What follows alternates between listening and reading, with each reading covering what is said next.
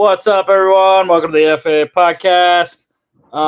Pretty slow news week. Kind of everyone's processing a little bit after the draft now, so it's kind of a little bit of a dead season in the NFL. College football transfer portal still rolling though, and of course we have UFL action every weekend up until the middle of June, June 14th. If I remember correctly, is the UFL championship game in St. Louis. But we're going to hop right into UFL Week 6 action here. Battlehawks getting done on Friday night, 12-6. Just an invigorating game, this one.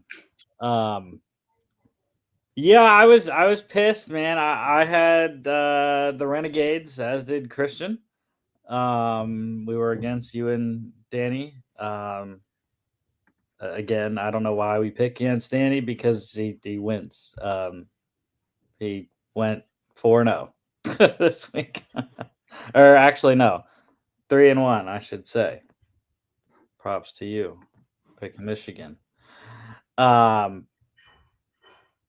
But yeah, I had Arlington, and it was just this game looked exactly like the game Arlington played a couple weeks ago against Birmingham.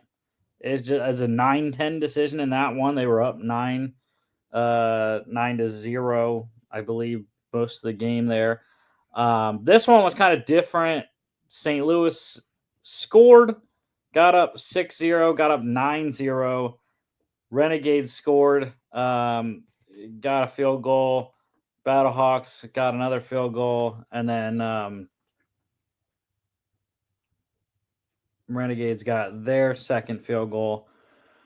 And then they had the ball. They got the ball back with a chance to win the game. Not much else you can ask for if you're Luis Perez, but the turnovers were ridiculous. 4 total, I believe, for Arlington in this game. 2 fumbles from Luis Perez, who inexcusable on the last offensive play of the game for the Renegades, holding the ball with one hand as he's stepping up in the pocket, looking to run potentially, but he's probably the least athletic starting quarterback in the UFL, I would say. Definitely, I would think the least likely run threat out of all of the starting quarterbacks there. Obviously, a couple teams, it's been fluctuated starting quarterbacks, but still, I don't know. It was just a horrendous game all around for Bob Stoops' squad, and it's like I said, it's 2 games that if they don't make the playoffs, they're going to look back at those 2 games where they lost by a score each, especially the Birmingham game. Well, it was very bad to let that come back, but those 2 games are ones that I think they're going to really haunt the Renegades if they cannot make it back into the playoffs, which now they're down, right? They're down a game to DC and St. Louis, and they lost to both, I believe. I remember, did Arlington play DC yet?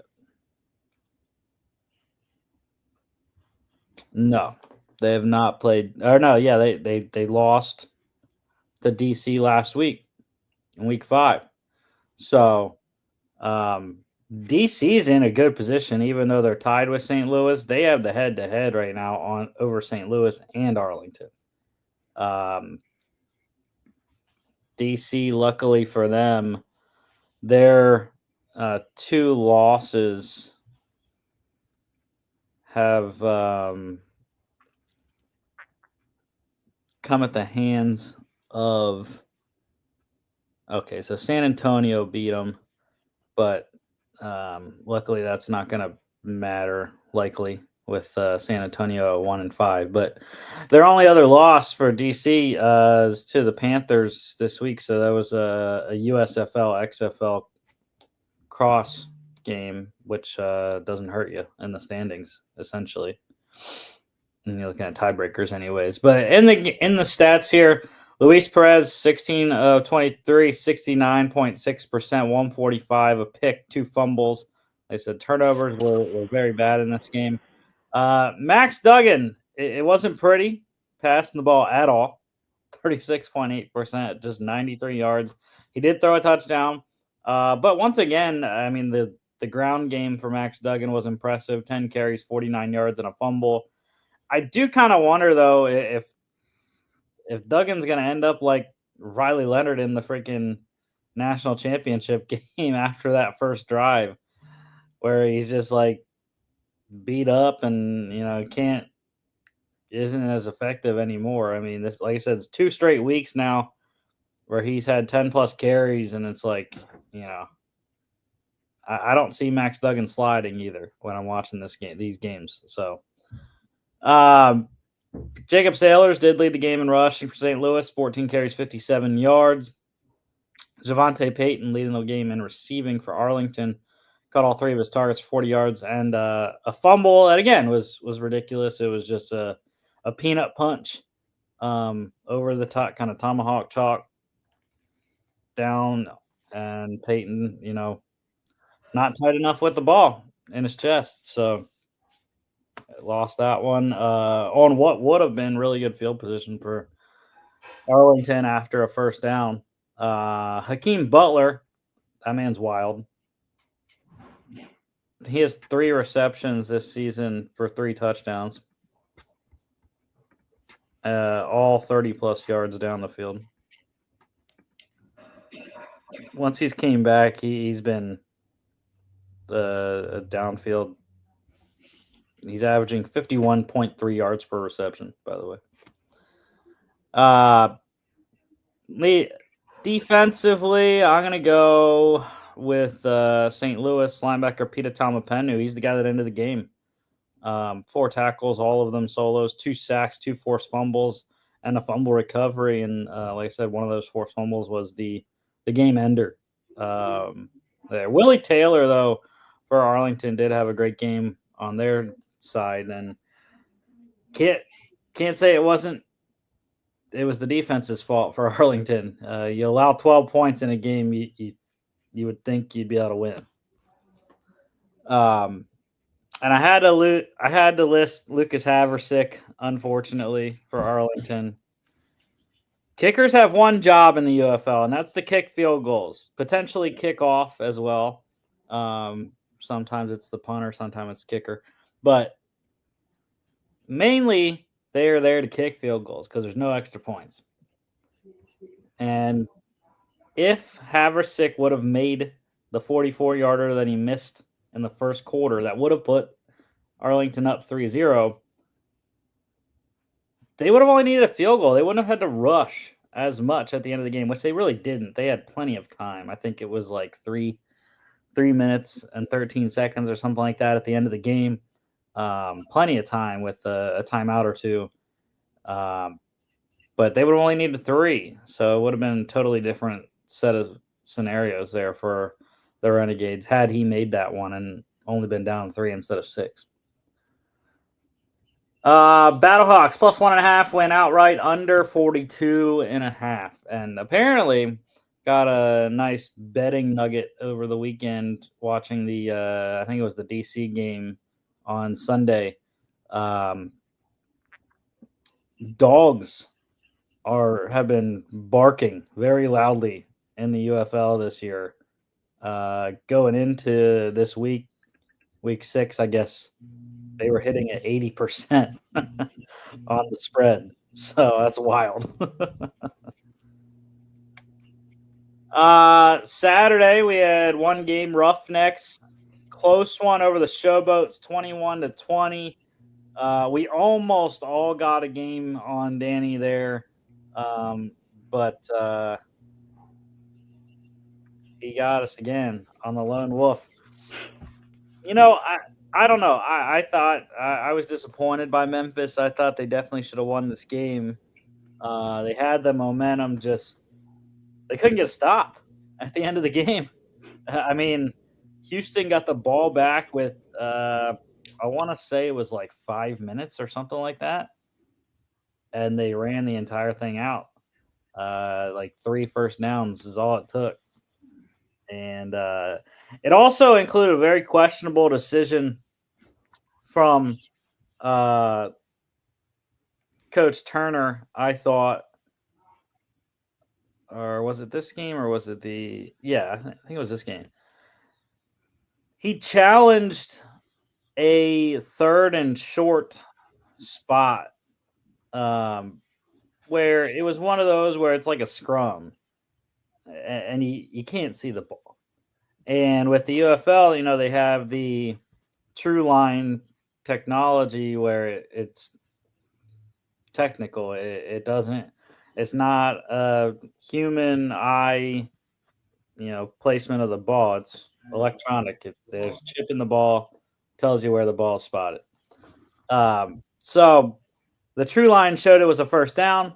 Coach Turner decided to challenge anyways, and of course they lost that. And it was a big decision too. I don't know why you do it. He had only 2 timeouts, and it was about 2:16 to go on the clock. Let him get the first down, right? You're going to go to the 2-minute warning, and then you still have 2 timeouts after that. With only 1 timeout, it was essentially the game getting that first down. Because at least with 2 timeouts after the 2-minute warning, first and second down, you stop the clock. Third down, they run it. If you get a stop, still going to run off a bit of time, but you're going to have a lot more time than you would have with only 1 timeout if you have any time at all. So, yeah, thought that was a questionable coaching decision by Jim Turner there. Dresser Wynn, though, he's been impressive through 2 starts. 64.7%, 207, a touchdown, a pick, 3 carries, 16 yards, a rushing touchdown, and a fumble. Yeah, I was very disappointed as well. The first play of the game, Memphis scored a touchdown. Deneric Prince ripped off a long run, but unfortunately got called back for holding on left tackle James Tunstall there. But yeah, could have changed the whole game for sure. Jalen McClendon, he's been very good as well. 71.4%, 149, a touchdown. And don't look too fast, man. Houston's coming.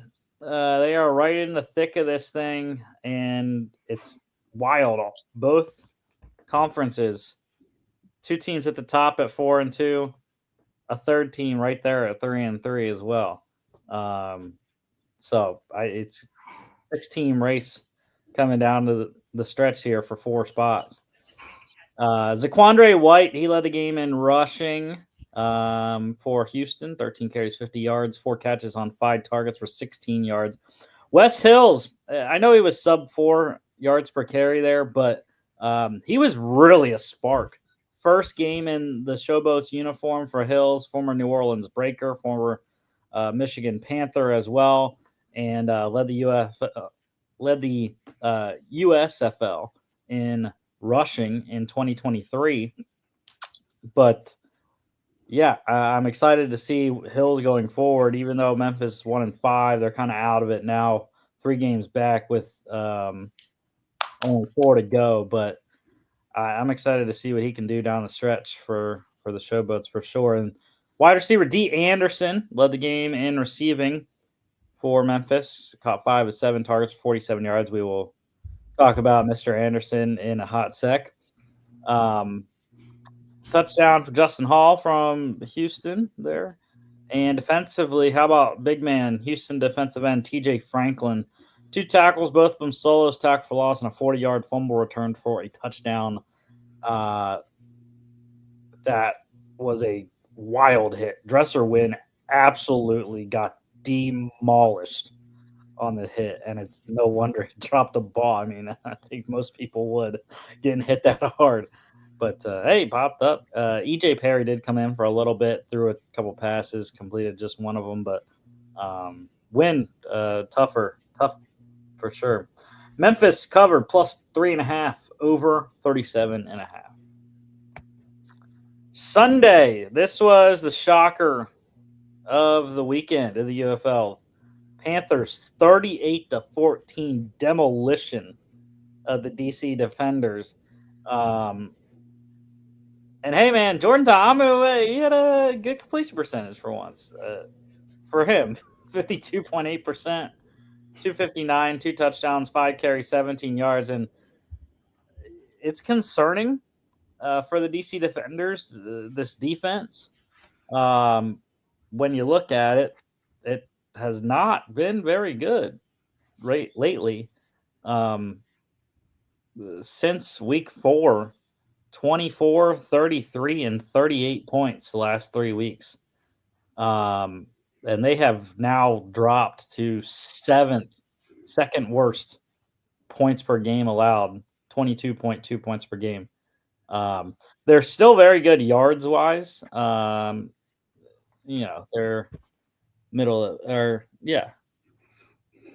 they're fourth or middle of the pack still in yards, and of course they're still second in sacks and tied for first in turnovers. But yeah, it's concerning the amount of points that they've let out. 71 over the last 2 weeks combined against Arlington and Michigan here, or San Antonio, Arlington and Michigan, yeah.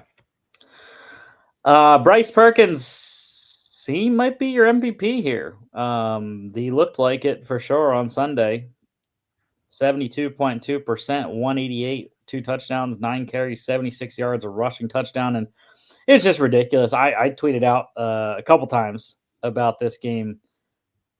It is my biggest pet peeve when I'm watching football, missed tackles.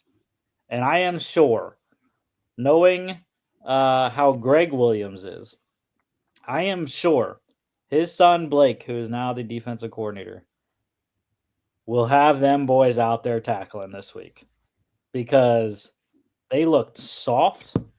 They weren't wrapping up. And there was no grip strength. Like, they had plenty of hands on Bryce Perkins all day. And they were getting pressure on him for sure. They just couldn't bring him down. And it was just like every single time you thought they had him, it was just letting them go. And also I saw, like I said, not wrapping up as well. I saw a ton of just throwing their shoulder in. I'm like, it's not going to work. You're playing professional football. It's not going to work throwing your shoulder in. Gotta bring your arms and wrap around the legs. But yeah, really annoying to watch that defensive performance for DC.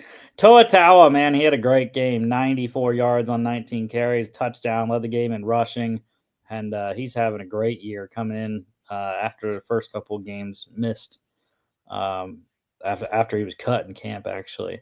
Nate McCrary scored a touchdown on the ground as well. Chris Rowland had a hell of a game in the loss. 12 targets, caught 9 for 144 and a touchdown, vaulting himself into the UFL receiving yards leader. Touchdowns also caught for DC was wide receiver Braylon Sanders. Michigan tight end Cole Hicatini and wide receiver Malik Turner caught scores from Perkins. And defensively, I'm going to go I'll go on my DC side here. Defensive end Kyle Phillips, 6 tackles, 5 solos, 3 tackles for loss. One guy that did tackle in the game. Panthers plus 2.5 went outright over 43.5 easily. And another drubbing on Sunday was the Stallions, 26-3 over the Brahmas. Wasn't pretty early for sure. Birmingham had to work at this thing and got a bunch of field goals as well. But Kevin Hogan got the start for San Antonio, and hey, he did not do terrible. I think it's safe to say he did better than Kellen Mond and Jarek Garantano. 65.4%, 179, only threw 1 interception. It's a plus, I guess. But, I mean, it's bad. San Antonio is by far the worst team in the league. This is back-to-back weeks of 3 points. I mean, it's terrible. And this coming off the Week 4 win against DC. It's just wild how they had absolutely zero momentum coming off that win. They just put 2-3 spots up the next 2 weeks. Yeah, I mean, I have no reasoning behind it of why it's happening. They have decent players. Their defense is really good, but there's no offense. Didn't help that Anthony McFarland got hurt in this game. Their leading running back. But yeah, for Birmingham, Case Cookus got the start once again, 69.6%, 166, 2 touchdowns, 4 carries, 16 yards. I wasn't watching this game as intently as I usually do, so I'm not sure what happened and why Andrew Peasley had to come in a bunch. I think it was because Cookus got injured, but then Cookus came back and Peasley got back in the game. I don't know what happened. But Andrew Peasley did get his first look in pro football. Went undrafted last year, signed with the Jets, was with them for a little bit. 62.5%, 79 yards, 2 carries, 10 yards, and a fumble. Both are banged up, I've heard. So it has been a really rough season for quarterbacks in Birmingham, but they're right in it, and I believe they are top of the USFL conference by, or maybe it's Michigan. I can't remember. They might be. I don't think they're tied still.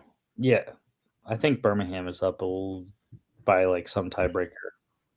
Anyways, Ricky Person led the game in rushing for Birmingham. 9 carries, 32 yards, touchdown, 2 catches for 10 yards there. San Antonio wide receiver Justin Smith over 100 in this one. 8 targets, caught 5 for 108. Touchdowns coming from Birmingham wide receiver Marty Rogers and tight end Jay Sternberger. And defensively, how about the game for San Antonio? Linebacker Lonnie Phelps, 3 tackles, all of them solos. 2 sacks, 2 tackles for loss, forced fumble. Got a shout out Stephen Gilmore, corner for Birmingham, also pretty solid game. Stallions minus 10.5 covered, under 35.5. Breaking news. We are going to talk breaking news. Let's talk Justin Tucker released from the Baltimore Ravens yesterday. 13 seasons in Baltimore. I don't think he's the most accurate kicker anymore, right? I think someone passed him. I thought Brandon Aubrey, I think, passed him. Not sure on that one anymore, but yeah, it was shocking for sure. Justin Tucker being accused of inappropriate behavior. 16 massage therapists from 8 different Baltimore spas and wellness centers. 2012 to 2016 were the alleged incidents. First 5 years in the NFL for Justin Tucker. And just for reference on what he did in Baltimore.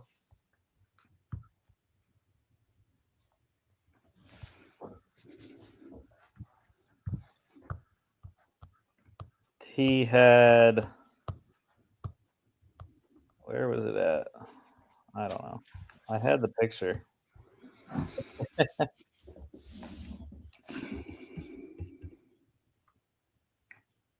Yeah, I don't know where it went. His career accolades there.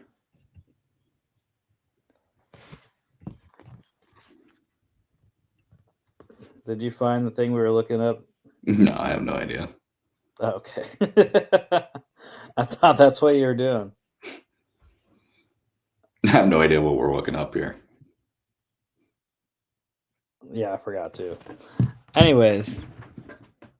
Oh, most accurate kicker in NFL history. That's what you were supposed to get the hint, wink, wink, nudge, nudge thing. Here we go. I got it. 8-time All-Pro, 7-time Pro Bowler, 2010s All-Decade Team, longest field goal in NFL history, 66 yards. 417 of 468 field goals. And he is the most accurate field goal kicker in NFL history. I don't know if that counts everything. 89.1%. So I don't know. I was talking with someone and we're like, yeah, like it's wild. It's Deshaun Watson-esque, but unfortunately, what's more than likely going to happen is Justin's going to pay a lot of money to these women, and he will be back in the NFL probably shortly. That's just the way it goes. Mm-hmm.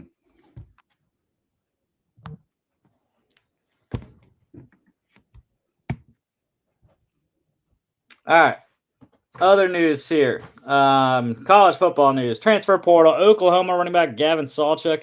He is committed to Florida State. Big get for Coach Norvell there, trying to.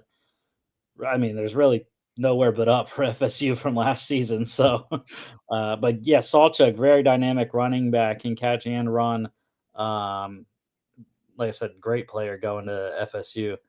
Houston safety AJ Halsey, he is coming to LSU. So, no better place to go, man. LSU's kind of been safety U throughout the years. Tyrann Mathieu is the one I can think of. I think they've had a couple other guys that I can't think of, but yeah, pretty solid place to go into the SEC. And West Virginia safety Hershey McLaurin, he has committed to Purdue.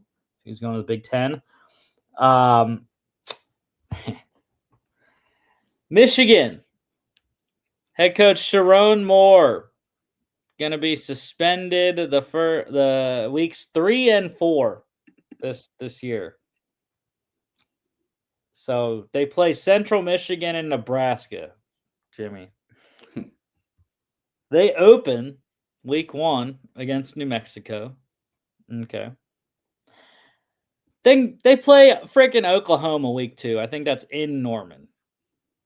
Like, of course, and this is a self-imposed ban, by the way, for the Connor Stallion scandal, because Sharon Moore deleted a 52-message thread with Connor Stallions. And, of course, the NCAA is still investigating, in air quotes, whatever that means. But, and apparently the decision is finally supposed to come before this football season. But I think that's just ridiculous. They're skipping a quality game against Oklahoma because they wanted to pick their games.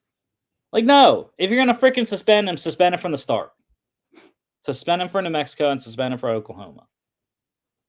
Although I will say, Nebraska was pretty feisty last year. I think another year in the system for Dylan Raiola. I don't know. Maybe the Huskers get him. Especially, I don't know. No one even knows who Michigan's playing at quarterback this year because they had the camp battle. Presume it's Bryce Underwood, though.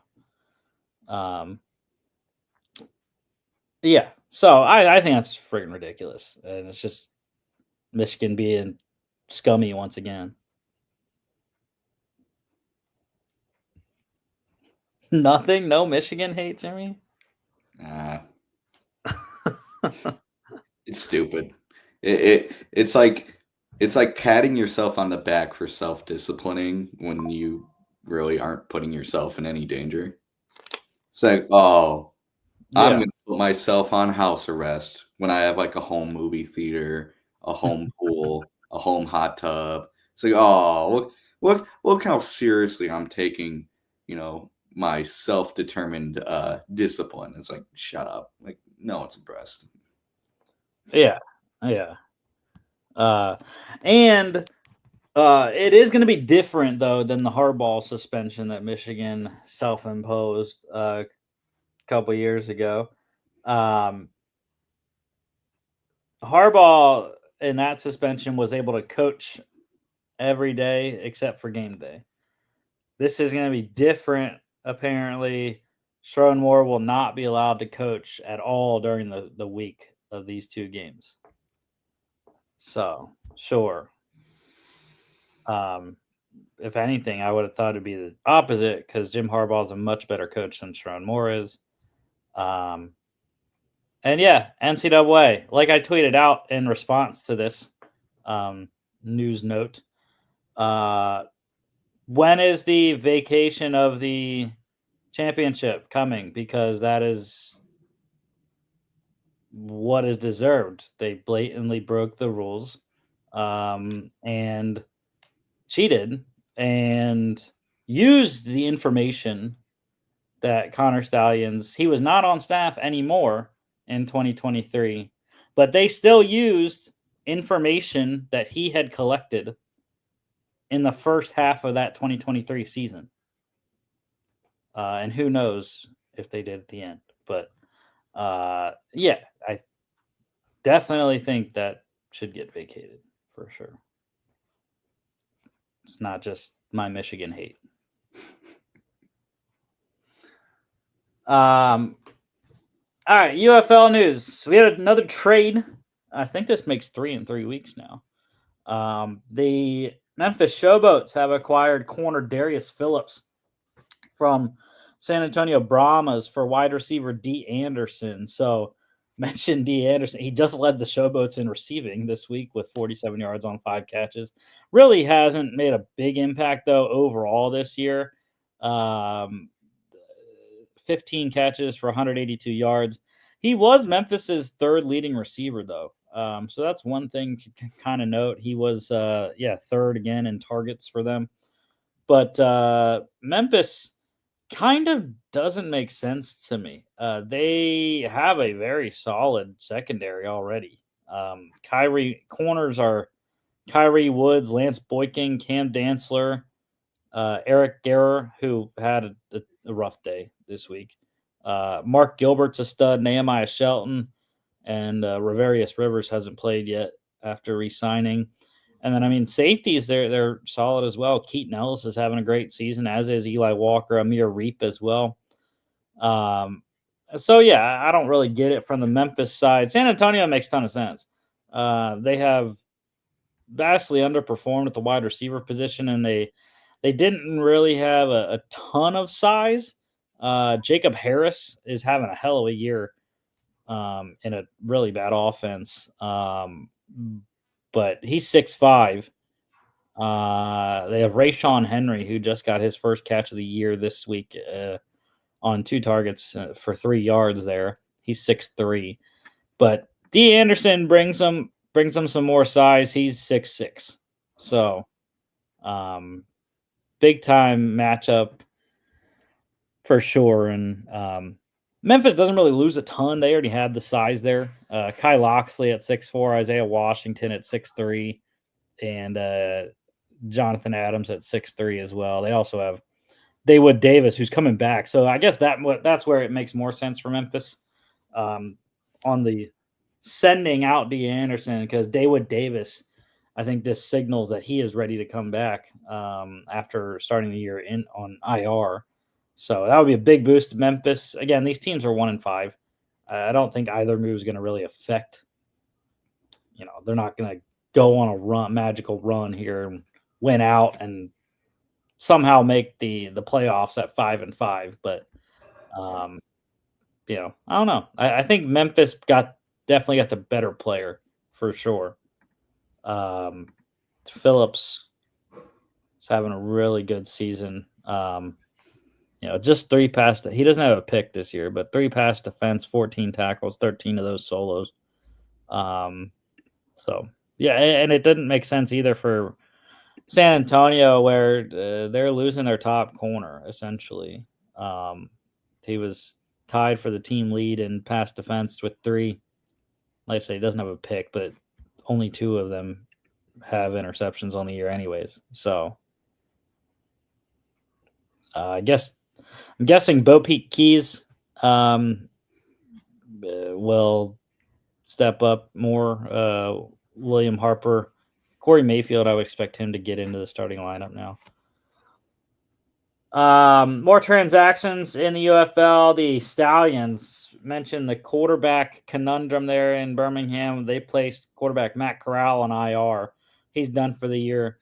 So yeah, it's Case Cookus, Andrew Peasley, and whoever else they're going to sign because they're going to be. I think with this signing, they're going to have their 7th quarterback on the roster this year. Yeah, Alex Magoo, Matt Corral. Trying to think who else they had. Yeah. Alex Magoo, Matt Corral, Case Cookus, Andrew Peasley. Who did they have before Alex Magoo? I don't remember. Anyways, I think they would be wise to re-sign Jamar Smith if he's cool coming out of retirement again, because he did for that one game a couple weeks ago. Panthers corner Levante Taylor, he is out for the season as well. Big loss in the Michigan secondary there. And the Battlehawks, they released wide receiver Denzel Mims, former second-round pick in the New York Jets, has not played very well this year. NFL news, the Washington Commanders, Washington, D.C. is going to host the 2027 NFL Draft. So it's been a pretty good couple weeks for D.C., getting the new stadium deal and bringing them back to D.C. at the old RFK Stadium site. And now they get the draft in a couple years. So got Pittsburgh this year. Love it. Love the Northeast vibes. Philly was the first one, by the way, in the Northeast to host the NFL draft. And I was there in 2017. It was a great draft. Fun time going for the first round. But, yeah, I'm very interested to see what Pittsburgh's like. I don't know. I'm hoping to go, maybe. We'll see if I can make it next year. But yeah, DC I think is going to be really cool in 2027. Maybe if I'm still here, I might go down there as well. But yeah, they're going to hold it on the National Mall where the Washington Monument is. So I'm kind of intrigued to see if they do something like they were going to do when Vegas was going to host the draft during COVID. Or they did host the draft then eventually, right? I don't remember. It's been so long. No, I don't think they ever gave it to them. Oh, okay. Yeah, because remember they were supposed to boat the draft. Yeah. Across the fountain. Yeah, it was at that famous Vegas hotel. Yeah, the Bellagio fountains. Mm-hmm. But yeah, I thought that was gonna be really cool. What if they do that with the water thing? I don't know what that's called at the Washington Monument there. Mm-hmm. The big water thing in the middle. Whatever it is. I think that would be pretty cool. They that's pretty long though. I don't They'd have to get on a jet ski to get across that real quick. No, they're just gonna run across like Jenny from Forrest Gump. Yeah, mandatory. You have to. Exactly. Or else you don't get drafted. Yeah, you're not allowed. You don't get a signing bonus if you don't do it. Yeah. You get the signing bonus. You and your counter pick at the end of the draft. That you switch contracts.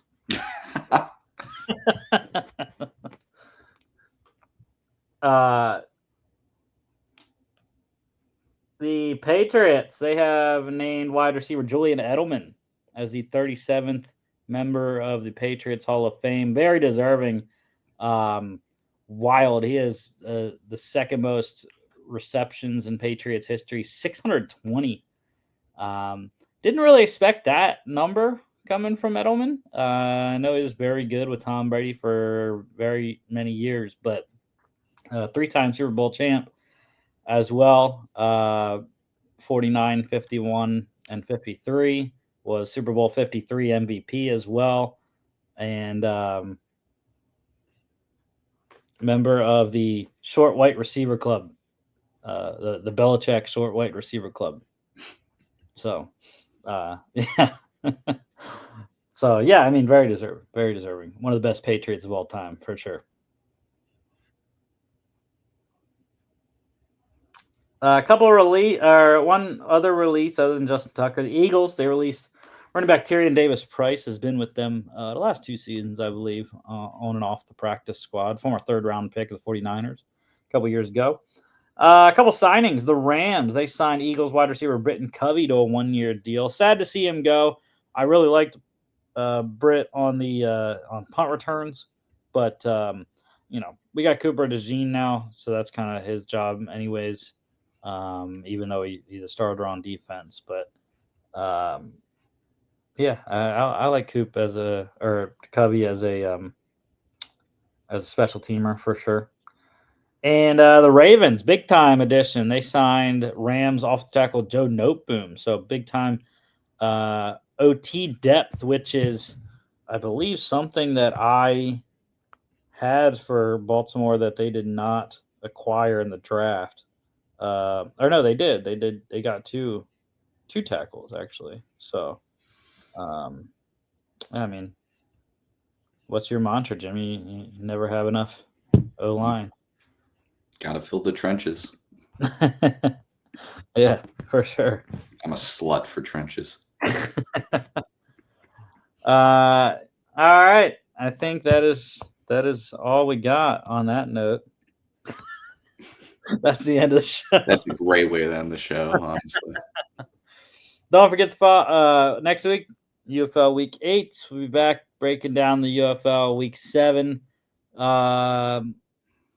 games, and then not this Friday, but next Friday's show, we will start breaking down teams, because by next Friday, we will have the NFL schedule released. So I know it's going to be only May, but we're going to start doing season previews. Because, yeah. I mean, it's going to take, we'll do two a show, but that still takes 8 weeks or 8 shows. So it's a month, and then, we got college conferences, and then we'll just do some random fun stuff probably in July and August or whatever. I don't know what we're going to do. Maybe we'll do something different. I'll figure it out. Anyways, don't forget to follow us on all our social media at FAA Podcast, Instagram and X, FAA_bets on X as well. FAApodcast.com is our website. Check us out here on YouTube, Facebook, X, and Instagram, as well as Spotify, Apple Podcasts, iHeartRadio, and TikTok at FAA.podcast. And we will see you all back on Friday.